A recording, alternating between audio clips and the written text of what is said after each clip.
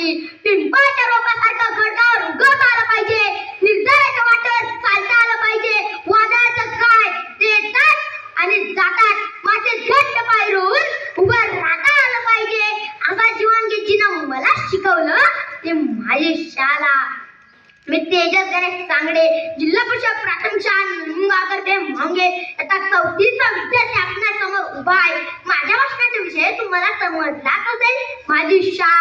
बोट पकडून आईचे आम्ही ठेवले ते पाय. बोट पकडून आईचे आम्ही ठेवले ते पाय. ज्ञानगंगा ही संस्काराची उपमा देऊ काय. ज्ञान मंदिरे आमचे इथे बदलाचे जीवन काळा. नको वाटणाऱ्या अभ्यासाचा हेच लावला लळा. सुंदर माझी शाळा गड्यांनो, सुंदर माझी शाळा. डॉक्टर बाबासाहेब आंबेडकर एका ठिकाणी असे म्हणाले होते की ते शिक्षण माणसाला बुद्धीकडून सत्याकडे घेऊन जातं. ते शिक्षण माणसांच्या भावनांना माणुसकीकडे घेऊन जातं.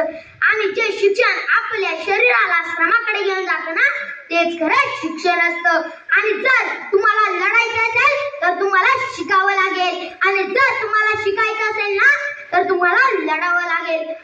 ज्या शाळा माणसाला लढायला शिकवतात, ज्या शाळा माणसाला जिंकायला शिकवतात ना, अशा शाळा सुंदर आणि आदर्श असतात.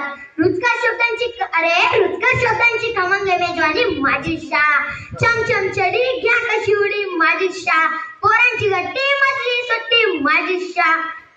म्हणून मला म्हणायचं वाटते की फुलांचा मळा पाहिजे, आनंदाचा सोहळा पाहिजे. फुलांचा मळा पाहिजे, आनंदाचा सोहळा पाहिजे.